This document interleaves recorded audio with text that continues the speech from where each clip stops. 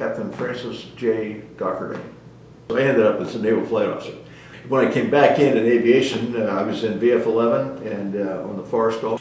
Well, we were going through a training, and so the squadrons at the various bases, we had the F-4s and the A-6s at Oceana and Virginia Beach, and then the A-4 guys were down in Cecil Field in Jacksonville.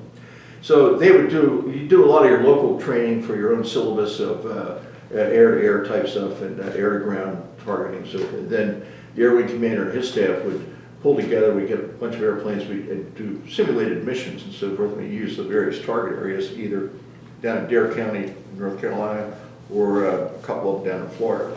So we fly down and operate with those guys out of Cecil, or they fly up and operate with us out of Oceana. And then we do our various missions and so forth. Then when the ship would be out at sea, we'd all go out and do carrier quals, get everybody up to speed on the landings day and night and so forth.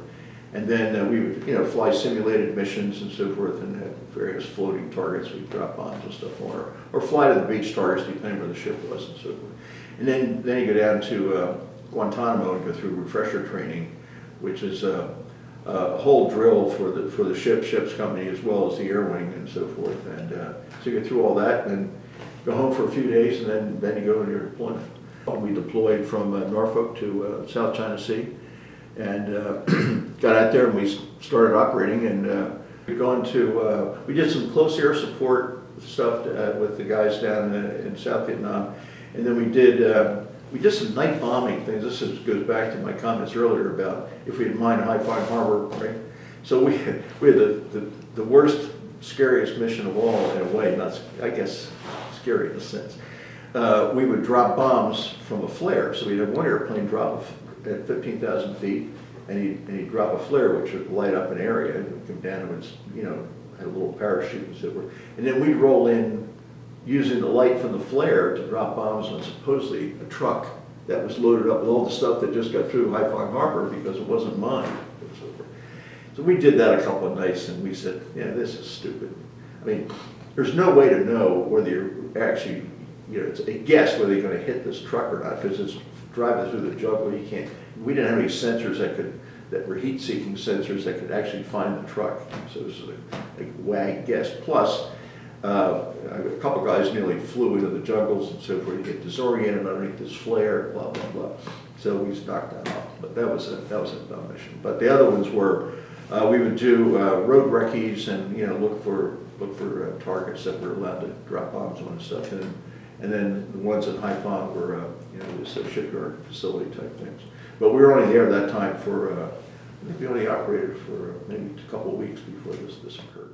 I was in VF-11 and on the Forrestal. On the particular day of the Forrestal fire, we had already gotten up around 5:30, a little breakfast, brief, get in the airplanes. We launched at 8 o'clock and went on one mission to Haiphong Harbor. We were I think I forgot the target exactly. It was some kind of a dry dock type area.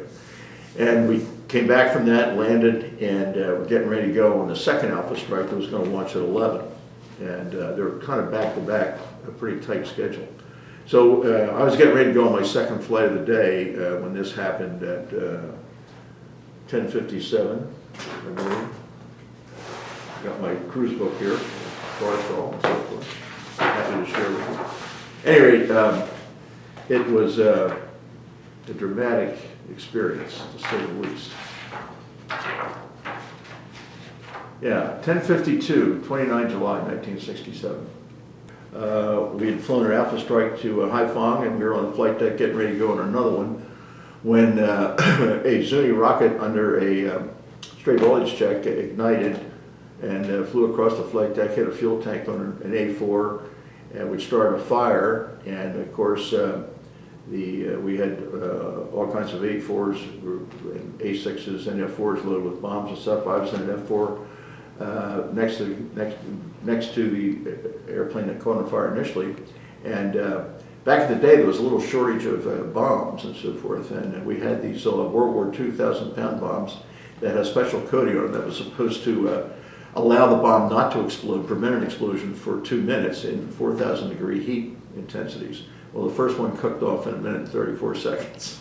based on the Platt clock, and that set off a sympathetic detonation of all the other munitions on all these airplanes. All the guys on those airplanes jumped out, got into the net, got back inside the ship, and we didn't lose any pilots or flight officers in that evolution. The airplane I was in, I used to fly with my skipper, and so we taxied our airplane up on the number 2 Cat, got out of the airplane because it looked like the whole flight deck was going to blow up, and there were 3 or 4 or 5 A6s parked next to the island of the ship with 26 Mark 82s on each one, so it looked like they might be engulfed in this thing too. So we ducked below deck for a few minutes, and then we could feel the ship turning into the wind. So I went back up and took a look, and I said, okay, we can get out of here.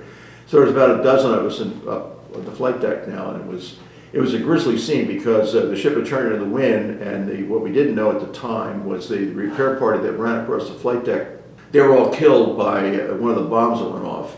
However, the hoses that they were carrying, the foam hoses, were perforated and actually set up a foam barricade where there was a lot of fuel running around the flight deck on fire and so forth, as well as the explosion. So that turned out to be helpful. The ship turned into the wind, and fortunately the A6s didn't get caught up in the explosions, just missed them.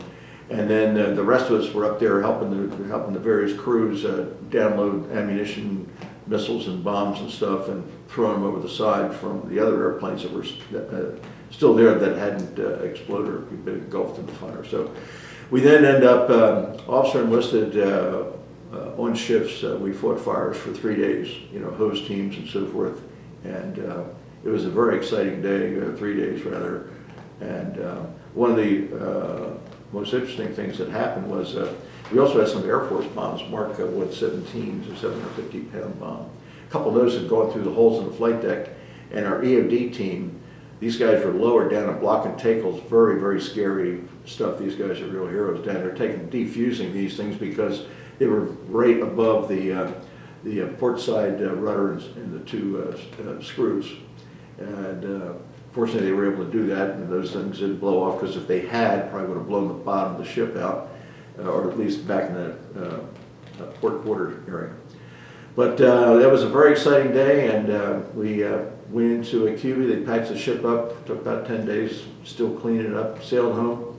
Ship went in the yard for 9 months, and I got married on the 1st of June in 1968, and deployed to the Med aboard good old Forrestal. I was still in VF-11 on the 5th of July, 1968.